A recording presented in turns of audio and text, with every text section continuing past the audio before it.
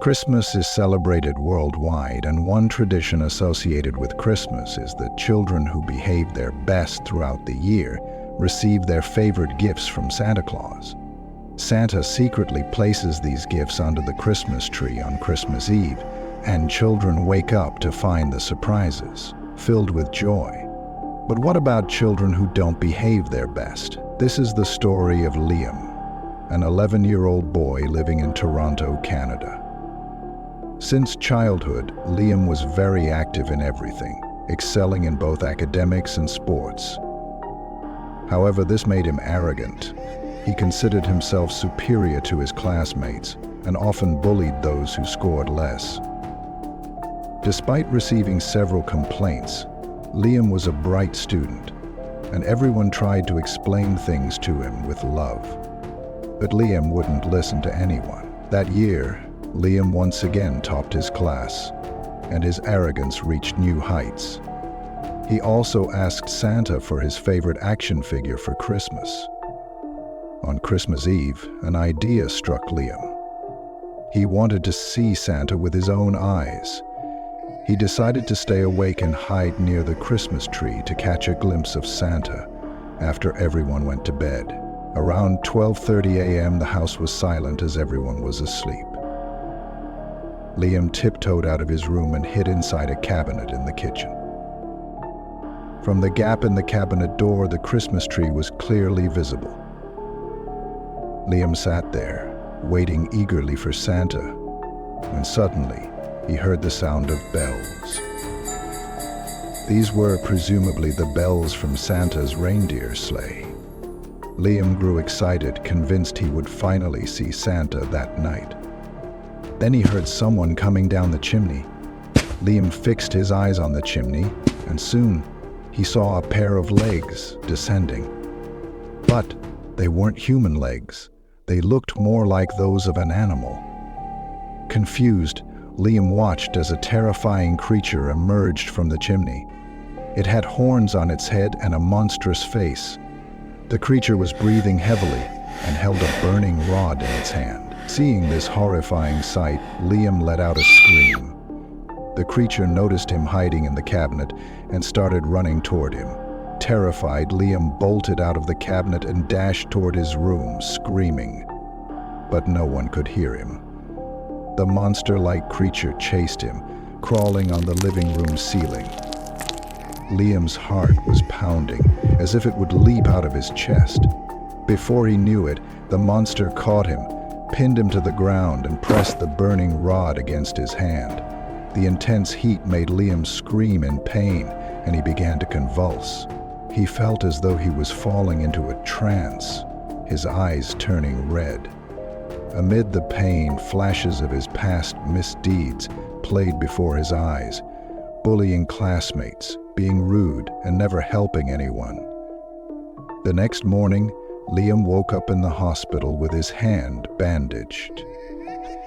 His family was sitting beside him, worried.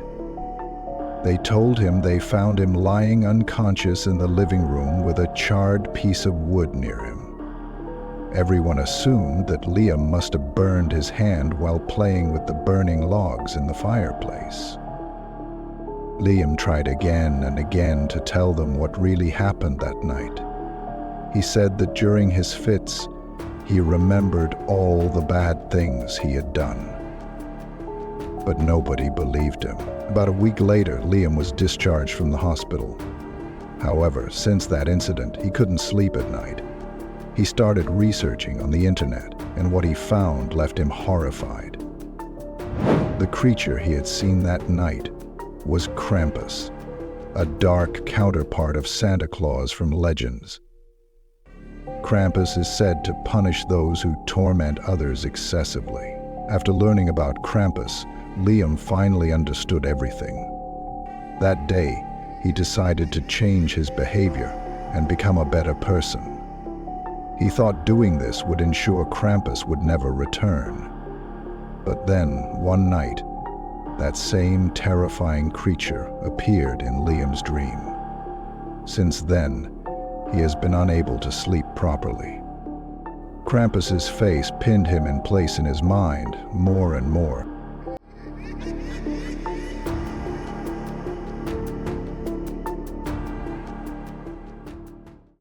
The snow fell heavily on Maple Street, covering everything in a clean, white blanket.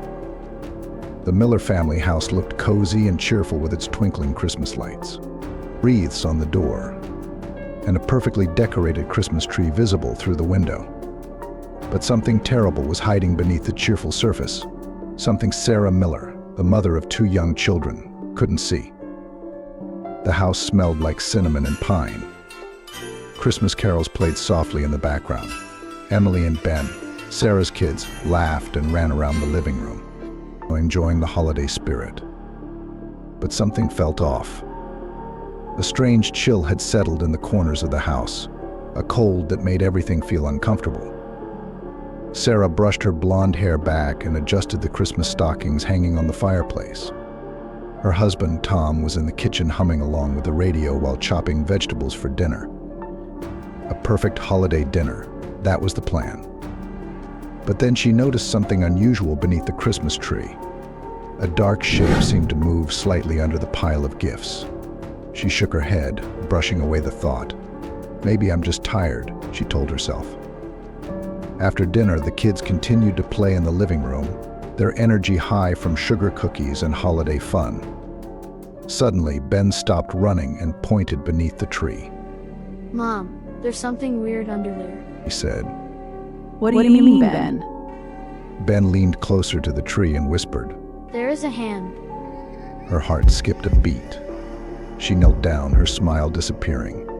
At first, she couldn't see anything, but then she saw it. A pale, bony hand with cracked, sharp nails slowly emerged from under the tree. It twitched before disappearing back beneath the gifts. Her breath caught in her throat. Tom, come here. Tom came running into the living room, still smiling. Everything okay? Look under the tree, there's something wrong. Tom crawled on his hands and knees to check beneath the tree. But as he looked, the pale hand shot out again, grabbing his arm with icy fingers. He let out a scream as he was pulled under the tree, disappearing into the shadows. Dad Ben screamed, his voice filled with fear. Sarah grabbed Emily's hand, her eyes wide with terror. We need to get out of here. Let's go now. But before she could move, the lights on the Christmas tree began to flicker wildly. Shadows stretched across the room, moving in strange, twisting ways. They reached out like dark fingers, crawling up the walls and ceiling. Suddenly, a huge, shadowy figure emerged from beneath the tree. It wore tattered robes and had a hood that hid its face. But 2 glowing red eyes stared back at Sarah. You shouldn't have come. Emily, her 5-year-old daughter, stood still with wide, terrified eyes. Mommy, who is that? Before Sarah could answer, the creature raised a long, bony hand and pointed at Emily. Suddenly, Emily's body went limp. Her eyes filled with a blank, glassy stare, and her mouth twisted into a creepy, unnatural smile. She's with me now, the creature said. Emily's eyes glowed red, a terrifying transformation that made Sarah's heart stop. Sarah clutched Ben tightly, her voice trembling. We have to run. We need to escape. Sarah ran to the front door, but the shadows were quicker. The creature attacked her with sharp claws. She managed to dodge and tried to unlock the door, but her hands were too shaky. In her desperation, the shadows surged toward her, wrapping around her legs and pulling her back to the dark space beneath the tree. But Ben, with a determined cry, picked up a nearby toy train and hurled it at the creature. The train hit the creature's face, making a distorted, eerie hiss sound. The creature staggered back but didn't stop. With a final burst of strength, Sarah managed to crawl toward Ben, tears streaming down her face. Run, Ben!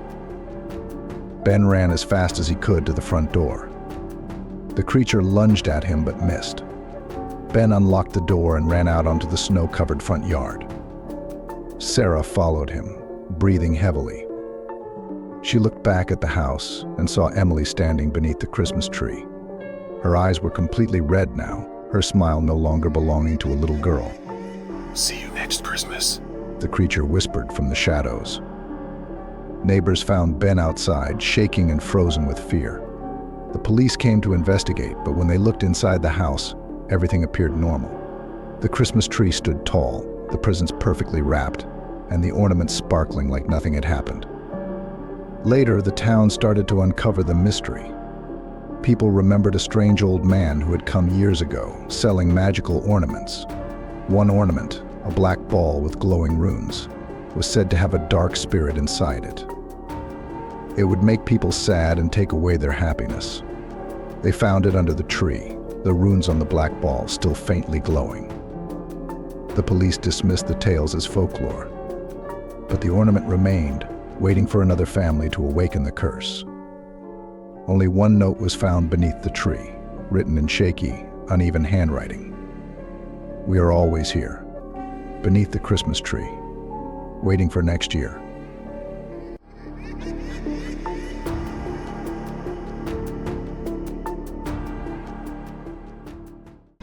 Mike, a 35-year-old single father, felt helpless as he drove through the snowy streets of Cleveland.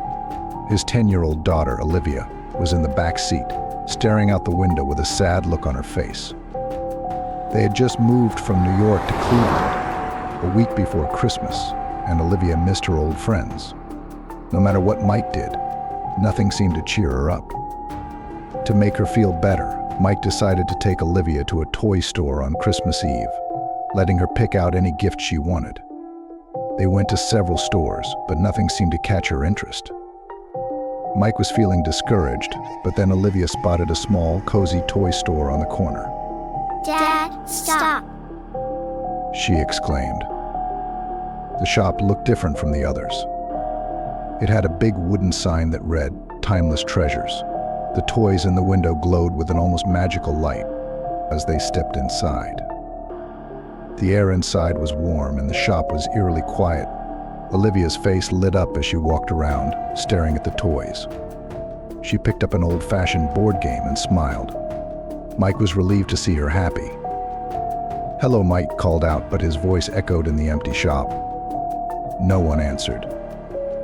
Olivia wandered deeper into the store, her excitement growing.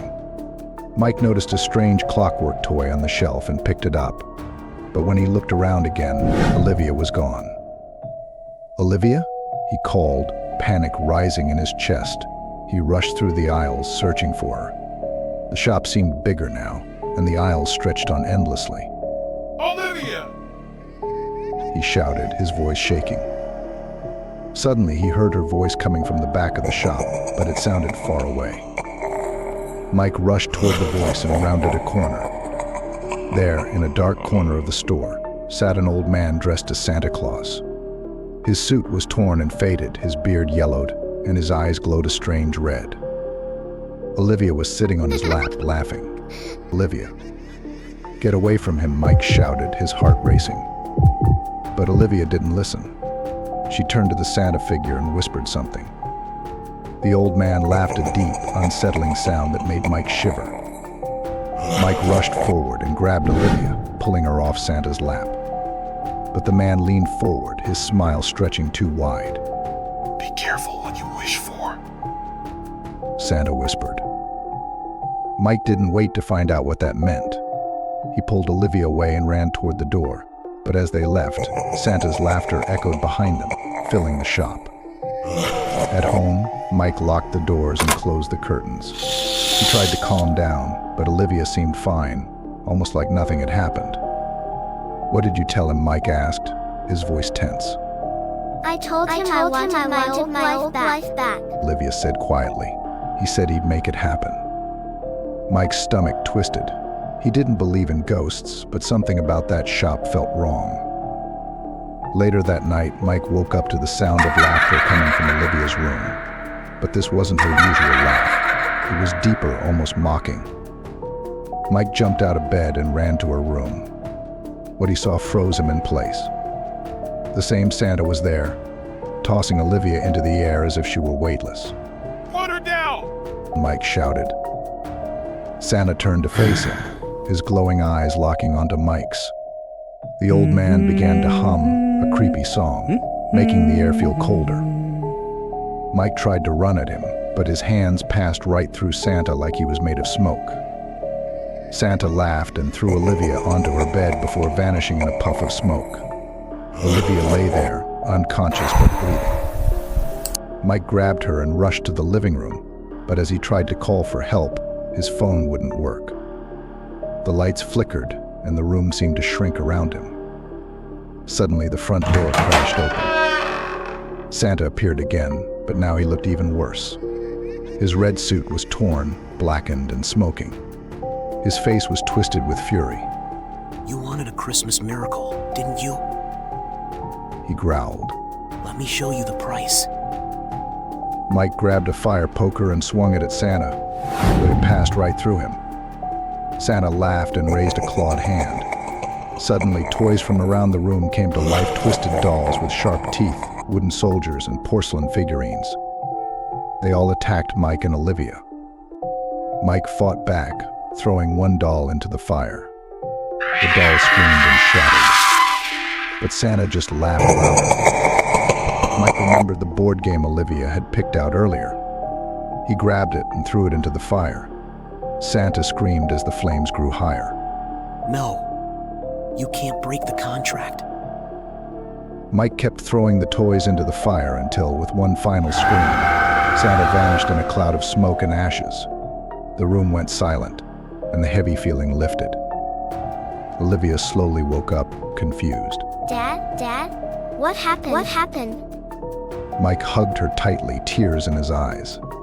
He didn't care about anything else. They were safe. The next day, Mike talked to the neighbors, who told him a chilling story. Many years ago, a man had worked at that same toy shop. He dressed as Santa to lure children, but one Christmas Eve, a group of boys trapped him in the shop and set it on fire.